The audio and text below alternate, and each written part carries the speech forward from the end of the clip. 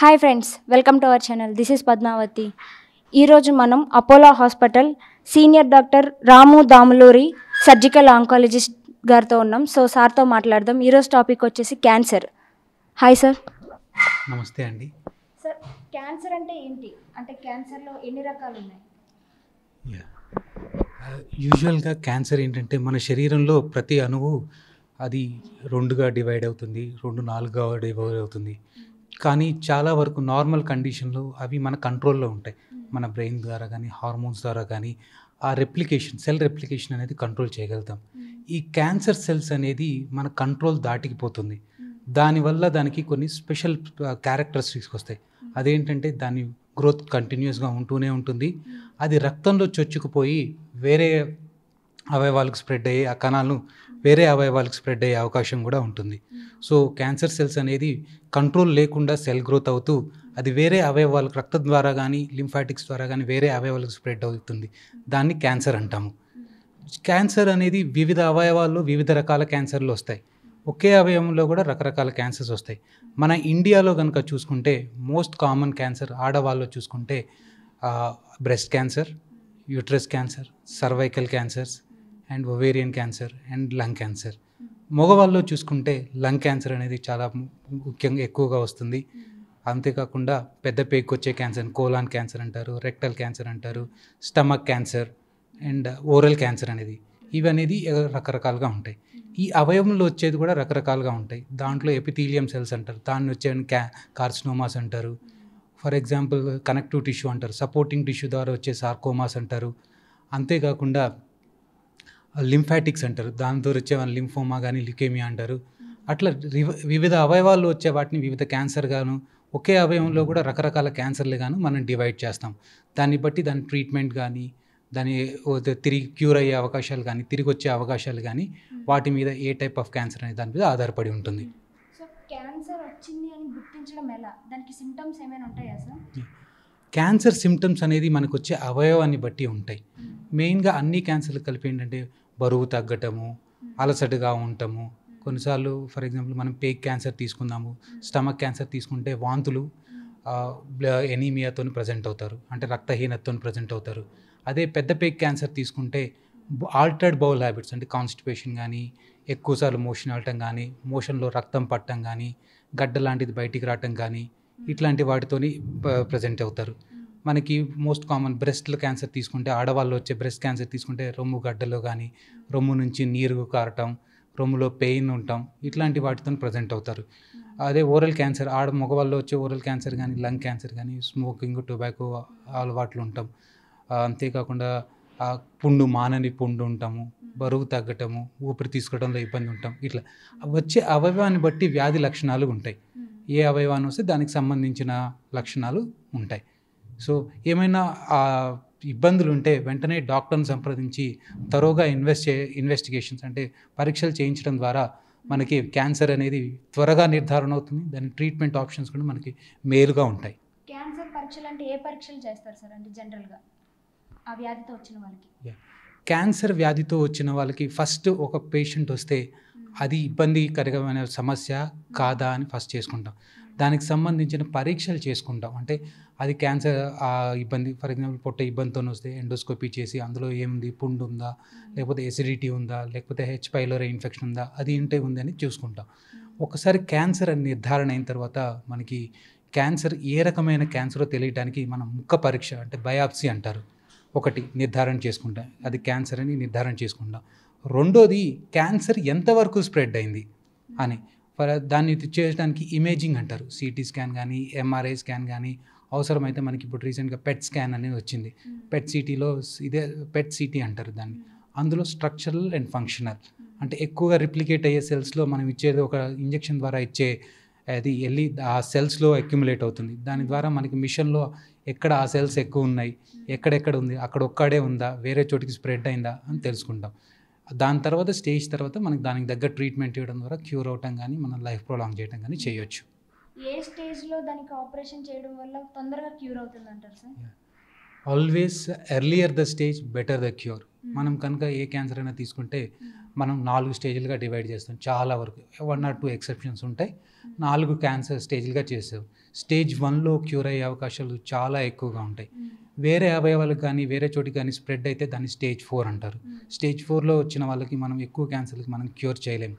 Stage 1లో cure, even if it take the breast cancer, most common cancer, even stage 1లో వస్తే మనం 90 to 95% వరకు క్యూర్ చేయగలం. స్టేజ్ 2లో 80% వరకు క్యూర్ చేయగలం. సో ఎర్లీ స్టేజ్లో వచ్చిన వాళ్ళు క్యూర్ అనేది ఎక్కువ ఆప్షన్ ఉంటుంది. ఇంకోటి ఏ ట్రీట్మెంట్ ఏది ముందు అనేది మనకి క్యాన్సర్ రకం బట్టి, క్యాన్సర్ స్టేజ్ని బట్టి ఉంటుందన్నమాట. యూజువల్గా ఎర్లీ క్యాన్సర్కి ఏంటంటే మనం ఆపరేషన్ చేసి తొందరగా తీసేయటం ద్వారా క్యూర్ అయ్యే అవకాశాలు ఉంటాయి. కొద్దిగా లోకల్లీ అడ్వాన్స్ క్యాన్సర్స్ అంటారు, కొద్దిగా వేరే చోటికి స్ప్రెడ్ అయితే కీమోథెరపీ కానీ రేడియేషన్ కానీ ఇచ్చి ఆ వ్యాధిని కంట్రోల్ చేసి ఆపరేషన్ చేయడం ద్వారా క్యూర్ అయ్యే అవకాశాలు ఉంటాయి. స్టేజ్ 4 అంటే వేరే చోటికి స్ప్రెడ్ అయిన వాళ్ళలో ఏం చేస్తామంటే మెయిన్గా కీమోథెరపీ అని, ఇప్పుడు రీసెంట్గా ఇమ్యూనోథెరపీ అని, టార్గెటెడ్ థెరపీ అని ఇవి ఇవ్వడం ద్వారా మనం వ్యాధి కంట్రోల్లో ఉంచవచ్చు, లైఫ్ని అనేది ప్రొలాంగ్ చేసుకోవచ్చు. ఏ థెరపీ చేయించుకోవడం వల్ల ఎక్కువ తొందరగా నయం అవ్వడానికి ఛాన్సెస్ ఉంటాయంటారు సార్? అంటే అన్ని క్యాన్సర్ ఒక రకం కాదు. ఈ ట్రీట్మెంట్ అనేది ఇట్స్ ఎ కాంప్రహెన్సివ్ కేర్. మేమేం చేస్తామంటే ఒక పేషెంట్ క్యాన్సర్తో వచ్చారు, మేము 3 డిపార్ట్మెంట్లు ఉంటాయి మాకు. ఒకటి సర్జికల్ ఆంకాలజిస్ట్, ఒకటి మెడికల్ నేను సర్జికల్ ఆంకాలజిస్ట్. నేను మెయిన్గా ఏంటంటే ఆపరేషన్ చేయాలా వద్దా అని డిసైడ్ చేస్తాను. రేడియేషన్ ఆంకాలజిస్ట్ ఏం చేస్తారంటే రేడియేషన్ ఇచ్చుకొని దానికి అది ఎక్స్రేస్ అంటారు, ఎక్స్రే తీయటం ద్వారా ఏమైనా బెనిఫిట్ ఉంటుందా లేదా అని చూస్తారు. మెడికల్ ఆంకాలజిస్ట్ ఏం చేస్తారంటే కీమోథెరపీ కానీ ఇమ్యూనోథెరపీ కానీ ఇస్తారు. ఫర్ ఎగ్జాంపుల్ మీకు అర్థమయ్యేలాగా ఉండడానికి ఒక బ్రెస్ట్ క్యాన్సర్ అంటే రొమ్ముకు వచ్చే క్యాన్సర్ గురించి నేను మాట్లాడతాను. ఒక రొమ్ము క్యాన్సర్ వచ్చిన తర్వాత మా ఒక రొమ్ములో గడ్డ అనే ఒక పేషెంట్ వస్తే మేము ఫస్ట్ ఏం చేస్తామంటే అది బయాప్సీ తీస్తాం. బయాప్సీ తీసేసి ఆ రొమ్ములో ఏ రకమైన క్యాన్సర్ అంటారు.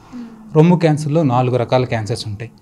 ల్యూమినల్ ఏ అని, బి అని, HER2 పాజిటివ్ అని, ట్రిపుల్ నెగిటివ్ అని. అంటే ఇవన్నీ పేషెంట్కి చెప్పకుండా మేము టెస్ట్లు చేస్తాం, ఏ రకమైన క్యాన్సరో చేస్తాం. నెక్స్ట్ ఎంతవరకు స్ప్రెడ్ అయిందో తెలుసుకోవడానికి బోన్ స్కాన్ కానీ లేకపోతే పెట్ స్కాన్ కానీ చేస్తాం. ఇదంతా మా రిపోర్ట్స్ వచ్చాక మేము ముగ్గురం కూర్చొని డిస్కస్ చేస్తాం. ఫర్ ఎగ్జాంపుల్ HER2 పాజిటివ్ కానీ ట్రిపుల్ నెగిటివ్ ఉన్న వాళ్ళలో ముందు కీమోథెరపీ ఇచ్చి తర్వాత ఆపరేషన్ చేయడం ద్వారా క్యూర్ అయ్యే అవకాశాలు ఎక్కువగా ఉంటాయి. అదే ERPR పాజిటివ్ ల్యూమినల్ ఏ టైప్లో ముందు సర్జరీ చేసి, వీలైతే సర్జరీ చేసి తర్వాత కీమోథెరపీ ఇవ్వడం ద్వారా కొద్దిగా ఎక్కువ క్యూర్ అవుతుంది. ఇంకొకటి పేషెంట్కి రొమ్ము మొత్తం తీసేయాలా, రొమ్ము ఉంచుకోవాలా అనేది పేషెంట్తో కూడా డిస్కస్ చేస్తాం. ఒకవేళ రొమ్ము ఉంచుకోవాలి అనుకున్న వాళ్ళలో రేడియేషన్ ఇవ్వడం ద్వారా మిగతా రొమ్ములో రాకుండా చూస్తాయి. ఇవన్నీ మేము ముగ్గురం కూర్చొని ఏది better treatment, A type of cancer ఎంతవరకు ఉంది. ఫర్ ఎగ్జాంపుల్ యాక్సిలరీ నోట్స్లో ఎక్కువ స్ప్రెడ్ అయిన దాంట్లో వాటిలో కీమోథెరపీ ఇచ్చిన తర్వాత ఆపరేషన్ చేస్తాం. ఇవన్నీ మేము ముగ్గురం కూర్చొని డిసైడ్ చేసి, అంటే క్యాన్సర్ అంటే ఒకటే ట్రీట్మెంట్ ఉండదు, దాంట్లో 3 రకాల ట్రీట్మెంట్. అందుకే అపోలోలో ఏంటంటే కాంప్రహెన్సివ్ కేర్ అంటారు. అంటే ఒక పేషెంట్ని డీటెయిల్గా ముగ్గురం ఒకేసారి డిస్కస్ చేయడం వల్ల what are the positive aspects, what is the treatment అనేది, ఏ ట్రీట్మెంట్ తీసుకుంటే పేషెంట్కి ఎక్కువ బెనిఫిట్ అవుతుంది అనేది మనకు తెలుసు. ఫర్ ఎగ్జాంపుల్ ఓల్డ్ పేషెంట్స్ వచ్చారనుకోండి, వాళ్ళు కీమోథెరపీ టాలరేట్ చేయడం కొద్దిగా తక్కువగా ఉంటుంది. అట్లాంటి వాళ్ళు ఏంటంటే ఫస్ట్ ఆపరేషన్ చేస్తాం. అట్లా ప్రతి పేషెంట్ని ప్రతి పేషెంట్ యొక్క డిసీజ్ని అందరం కూర్చొని డిస్కస్ చేయడం ద్వారా దానివల్ల వచ్చే బెనిఫిట్ కానీ ట్రీట్మెంట్ వల్ల వచ్చే బెనిఫిట్ పేషెంట్కి డైరెక్ట్గా అందించాం. That is a comprehensive care అంటారు. We are doing that comprehensive care for all patients. So ఒక్కసారి సర్జరీ చేసిన తర్వాత ఆ వ్యాధి అనేది తగ్గుతుందంటారా, ఒకవేళ మళ్ళీ వచ్చే ఛాన్సెస్ ఏమైనా ఉంటాయి అంటారా సార్? క్యాన్సర్లో అనేది 100% క్యూర్ అవుతుందా? ఇది పేషెంట్స్ చాలా ఎక్కువ మంది అడిగే క్వశ్చన్ ఏంటంటే, సార్ నాకు క్యాన్సర్ వచ్చింది, మీరు క్యూర్ చేయగలరా, 100% క్యూర్ చేయగలరా అనేది. మెయిన్గా క్యూర్ చేయగలమా? ఇప్పుడు క్యాన్సర్కి క్యూర్ లేదా అంటే ఉంది, క్యాన్సర్ క్యూర్ చేయగలం. కాకపోతే ఎర్లీ స్టేజెస్లో వచ్చిన వాళ్ళలో క్యూర్ చేసే అవకాశం అనేది చాలా ఎక్కువగా ఉంటుంది. లేట్ చేసే కొద్దీ, వ్యాధి ఎక్కువ డిలే చేసే కొద్దీ, వేరే చోటికి స్ప్రెడ్ అయ్యే కొద్దీ క్యూర్ అయ్యే అవకాశాలు చాలా తగ్గిపోతాయి. సో మనం ఎర్లీ వచ్చిన వాళ్ళలో క్యూర్ అయ్యే అవకాశాలు ఆల్మోస్ట్ 90 నుంచి 95% వరకు ఉంటుంది. స్టేజ్ 4లో అనేది మనం క్యూర్ అయ్యే అవకాశాలు చాలా తక్కువగా ఉంటాయి. సో మీరు తొందరగా ఏమైనా ఇబ్బంది ఉంటే తొందరగా వచ్చి తొందరగా టెస్ట్లు వేసుకొని తొందరగా ట్రీట్మెంట్ చేయడం ద్వారా మనకి ఆ పేషెంట్కి క్యాన్సర్ క్యూర్ అయ్యే అవకాశం చాలా ఎక్కువగా ఉంటుంది. ఇప్పుడున్న రీసెంట్ అడ్వాన్సెస్ ప్రకారం కూడా క్యూర్ అయ్యే అవకాశాలు ఎక్కువగా ఉన్నాయి. సో ఏ ఏజ్ వాళ్ళకి ఇది మోస్ట్ ఎక్కువగా ఎఫెక్ట్ చూపించే ఛాన్సెస్ ఉంటుంది సార్ క్యాన్సర్ అనేది? యూజువల్గా క్యాన్సర్ అనేది ఏజ్ పెరిగే కొద్దీ మనలో ఉండే క్యాన్సర్ ఇన్సిడెన్స్ అనేది పెరుగుతూ ఉంటుంది. యూజువల్గా మనం బ్రెస్ట్ క్యాన్సర్ తీసుకుంటే అది 45 to 55 ఇయర్స్ మధ్యలో ఎక్కువగా వస్తుంది. ఫర్ ఎగ్జాంపుల్ సర్వైకల్ క్యాన్సర్ తీసుకుంటే 45 ఇయర్స్కి ఎక్కువగా వస్తుంది. యూజువల్గా ఏజ్ పెరిగే కొద్దీ మన సెల్స్ యొక్క రెసిస్టెన్స్ కొద్దిగా తగ్గుతుంది, మనలో ఇమ్యూనిటీ తగ్గుతుంది. మనం కరెక్షన్ అంటే సెల్లో ఏమైనా అబ్నార్మాలిటీ ఉంటే దాన్ని కరెక్ట్ చేసేది అంటారు, అది పవర్ తగ్గుతుంది. కాబట్టి ఏజ్ పెరిగే కొద్దీ క్యాన్సర్ వచ్చే అవకాశాలు ఎక్కువగా ఉంటాయి. సో ఇప్పుడు సర్జరీలో కొత్తగా రోబోటిక్ సర్జరీ అనేది కూడా వచ్చింది కదా సార్. సో పాత పద్ధతిలో సర్జరీ చేయించుకోవడం బెటర్ అంటారా, లేకుంటే ప్రెజెంట్ కొత్తగా వచ్చిన సర్జరీస్ బెటర్ అంటారా? ఇప్పుడు మనకి minimal invasive surgery, robotic surgery, laparoscopic surgery అని ఉంటుంది. ఇప్పుడు మనం కొన్ని అవయవాలు తీసుకుంటే రోబోటిక్ సర్జరీ అనేది చాలా అడ్వాంటేజెస్ ఉన్నాయి. రోబోటిక్ సర్జరీ ద్వారా అడ్వాంటేజ్ ఏంటంటే 8 mm హోల్స్ ద్వారా ఆపరేషన్ చేస్తాం. మొత్తం ఆపరేషన్ 8 mm హోల్స్ ద్వారా చేయడం ద్వారా ఏంటంటే మనకి నొప్పి అనేది, పోస్ట్ ఆపరేటివ్ నొప్పి అనేది తగ్గిపోతుంది. ఇంకోటి రోబోటిక్ సర్జరీలో వాడే కెమెరా అనేది 3 డైమెన్షనల్ కెమెరా. మనం కంటితో చూస్తే ఎలాగుంటుందో మనం ఆపరేషన్ చేసేటప్పుడు కూడా మనకు అలానే ఉంటుంది. 3 డైమెన్షనల్, మనం డెప్త్ ఎంత పోతున్నాము, ఆ అవయవం ఎంతలా ఉంది, ఇవన్నీ తెలుస్తుంది. మూడోది ఏంటంటే ఆ కెమెరాతోని మనం 10x జూమ్లో చూడొచ్చు. మనం నార్మల్ ఐ చూసేదానికంటే 10 సార్లు జూమ్ చేసి చూడటం ద్వారా మనకి చిన్న చిన్న రక్తనాళాలు కానీ, చిన్న చిన్న నరాలు కానీ క్లియర్గా రోబోటిక్ సర్జరీలో మనకు కనపడతాయి. దానివల్ల ప్రిజర్వ్ చేయటం, దానికి దెబ్బ తగలకుండా ఉండటము, బ్లడ్ లాస్ అనేది చాలా తగ్గుతుంటుంది. ఇంకొకటి దీని ద్వారా ఏంటంటే సర్జన్ ట్రెమర్స్ కూడా తగ్గిపోతాయి.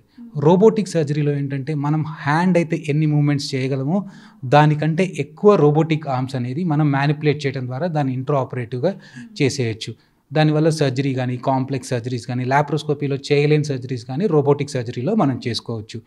ఈ రోబోటిక్ సర్జరీ అనేది కొన్ని అవయవాలకి ఇప్పుడు రోబోటిక్ సర్జరీ ద్వారా చేస్తే మనకి రిజల్ట్స్ అనేవి చాలా బెటర్గా ఉన్నాయి. మనం ర్యాండమైజ్ కంట్రోల్ ట్రయల్స్ అంటారు, స్టడీస్ చేసి వేరియస్ పేషెంట్స్లో స్టడీ చేసి ఎస్పెషల్లీ రెక్టమ్ సర్జరీ తీసుకున్నాం. అంటే పెద్ద పేగులో చివరి భాగాన్ని రెక్టమ్ అంటారు. రెక్టంలో వచ్చే క్యాన్సర్లు మనం 2 బోన్స్ మధ్యలో పనిచేయాలి, పెల్విక్ బోన్స్ మధ్యలో. మనకి చాలా తక్కువ స్పేస్ ఉంటుంది చేయితో మ్యానిపులేట్ చేయడం కానీ, లాప్రోస్కోపీకి. అటువంటి ప్లేసెస్లో robotic will do wonderful job. అంతేకాకుండా యూట్రైస్ క్యాన్సర్లో కానీ, పెల్విక్ లింఫ్ నోడ్ డిసెక్షన్లో కానీ, ఎస్పెషల్లీ పెల్విక్లో కానీ, థొరాసిక్లో, యూసోఫేజియల్ క్యాన్సర్స్లో కానీ, స్టమక్ క్యాన్సర్లో కానీ, కోలాన్ క్యాన్సర్లో కానీ ఈ రోబోటిక్ సర్జరీ చేయడం ద్వారా తక్కువ బ్లీడింగ్ అవుతుంది. మనం ఆల్మోస్ట్ 3 డైమెన్షనల్ విజన్లో కానీ, నర్వ్ ఇంజురీస్ కానీ వేరే తక్కువ ఉంటుంది. అండ్ సర్జికల్ అవుట్కమ్స్, మనం ఫర్ ఎగ్జాంపుల్ హిస్టెక్టమీ చేసామనుకోండి పేషెంట్స్, ఫర్ ఎగ్జాంపుల్ యూట్రైన్ ఒకటో రోజు అంటే ఈ రోజు ఆపరేషన్ అయిన తర్వాత 0 day అంటారు, నెక్స్ట్ డేనే మనం డిశ్చార్జ్ చేస్తున్నాం. ఎందుకంటే నొప్పి ఉండదు, వాళ్ళకి చాలా తక్కువ ఉంటుంది. వాళ్ళు అదే రోజు మొబిలైజ్ చేస్తున్నాం, అదే రోజు ఆహారం ఇస్తున్నాం, నెక్స్ట్ డే కల్లా డిశ్చార్జ్ చేస్తున్నాం. ఈవెన్ రెక్టమ్ పేషెంట్స్లో ఆపరేట్ చేసిన వాటిలో 3వ రోజు డిశ్చార్జ్ చేయగలుగుతున్నాం. బికాజ్ ఆఫ్ లెస్ పెయిన్ ఏంటంటే పేషెంట్ తొందరగా మొబిలైజ్ అవుతాడు, తొందరగా రికవరీ అవుతాడు, బ్లీడింగ్ తక్కువ, దానివల్ల సర్జికల్ కాంప్లికేషన్స్ తక్కువ, దానివల్ల మనం తొందరగా రికవరీ అవుతున్నారు, తొందరగా డిశ్చార్జ్ కూడా చేయగలుగుతున్నాం. Patient feel very comfortable. మేము చేసిన పేషెంట్స్లో robotic rectal patient 3rd day ఆఫీస్కి వెళ్ళిన పేషెంట్ కూడా ఉన్నారు. హిస్టెక్టమీ పేషెంట్ చేసిన నెక్స్ట్ డే అదే రోజు డే కేర్లో కూడా డిశ్చార్జ్ చేసిన పేషెంట్స్ ఉన్నారు. పాత పద్ధతిలో ఆపరేషన్ చేయడం వల్ల ఎంత టైం పడుతుంది, అదే ఇప్పుడు మీరు చెప్పిన రోబోటిక్ పద్ధతిలో ఆపరేషన్ చేయడం వల్ల అంటే ఆపరేషన్ కంప్లీట్గా పూర్తవడానికి ఎంత టైం పడుతుంది అంటారు సార్ ఒకసారి సర్జరీ కోసం? రోబోటిక్లో ఏంటంటే డాకింగ్ అంటారు, అంటే రోబో మిషన్ని తీసుకురావటం, దాన్ని పేషెంట్కి అటాచ్ చేయటం. దీనివల్ల కొద్దిగా 10 నుంచి 15 నిమిషాల వరకు ఎక్కువ పట్టవచ్చు. దాని యూజువల్గా పాత పద్ధతులు ఓపెన్ సర్జరీ ద్వారా చేయడం ద్వారా రోబోటిక్ సర్జరీ క్యాన్సర్ ప్రిన్సిపల్స్ అంటారు, సర్జికల్ ప్రిన్సిపల్స్ ఆఫ్ క్యాన్సర్ అంటారు, అవి మేము ఎప్పుడు కాంప్రమైజ్ కాము. Our utmost priority is cancer principles. అంటే ఏ అవయవాలు తీసేయాలి, ఎంతవరకు తీసేయాలి, ఎన్ని లింఫ్ నోడ్స్ తీసేయాలి, వాటిలో అయితే మనం కాంప్రమైజ్ అయితే కాము. రోబోటిక్ ద్వారా చేసినా, ఓపెన్ కన్వెన్షనల్ ద్వారా చేసినా మనకి సర్జరీ అనేది ఎక్కువ ఏం పట్టదు. మ్యాక్సిమం కొన్ని సర్జరీస్కి 1/2 hour 1 hour ఎక్కువ పట్టవచ్చు, అంత ఎక్కువ ఏం పట్టదు. ఇప్పుడున్న రీసెంట్ అడ్వాన్స్ ప్రకారం ఇప్పుడున్న మా దగ్గర ఉన్నది ఎక్సైజ్ సిస్టమ్, దానంతట అదే ఆర్మ్స్ మొబిలైజ్ చేసుకోగలదు, దానంతట అదే అడ్జస్ట్ చేసుకోగలదు. దీని ద్వారా మనకు ఆపరేషన్ టైం అనేది కంపేర్ టు ఓపెన్ సర్జరీ అంత ఎక్కువ, మ్యాక్సిమం ఒక 1/2 hour 40 minutes ఎక్కువ పట్టవచ్చు, అంతే, అంతకంటే ఎక్కువ ఏమి ఉండదు. ఓకే, ఒకవేళ ఆపరేషన్ అయిపోయిన తర్వాత కూడా మళ్ళీ ఎప్పటికప్పుడు జనరల్ చెకప్ చేయించుకోవాల్సి ఉంటుందా, లేకుంటే ఇంకా అవసరం లేదంటారు ఒకసారి ఆపరేషన్ అయిపోయిన తర్వాత? ఒకసారి క్యాన్సర్ ఆపరేషన్ అయిన వాళ్ళు తిరిగి వచ్చే అవకాశం కొద్దిగా ఉంటుంది కాబట్టి వాళ్ళు రెగ్యులర్గా చేసుకోవాల్సి ఫాలోఅప్ చేయాల్సింది ఉంటుంది. వీళ్ళ ఫస్ట్ 2 yearsలో మనకి క్యాన్సర్ తిరిగి వచ్చే అవకాశాలు ఎక్కువ ఉంటాయి కాబట్టి ఫస్ట్ 2 ఇయర్స్ మనం అగ్రెసివ్గా ఫాలో చేస్తాం. ఎంత అంటే ఎవ్రీ 3 మంత్స్కి రమ్మంటాం. పేషెంట్కి ఏమైనా సిమ్టమ్స్ ఉన్నాయా లేదా అనేది మనం చూసుకుంటాం. ఒకవేళ సిమ్టమ్స్ ఉంటే దానికి తగ్గ టెస్ట్లు చేస్తాం. ఆఫ్టర్ 2 ఇయర్స్ తర్వాత ఎవ్రీ 6 మంత్స్కి చూస్తాం. ఆఫ్టర్ 5 ఇయర్స్ తర్వాత ఎవ్రీ 1 ఇయర్కి పేషెంట్ రమ్మని వాళ్ళు ఎలా ఉంటున్నారు, వాళ్ళకి ఏమైనా ఇబ్బంది ఉందా అని చూస్తాం. అనేది ఫాలో అప్ చేయాల్సిన అవసరం ఉంటుంది క్యాన్సర్ పేషెంట్స్లో.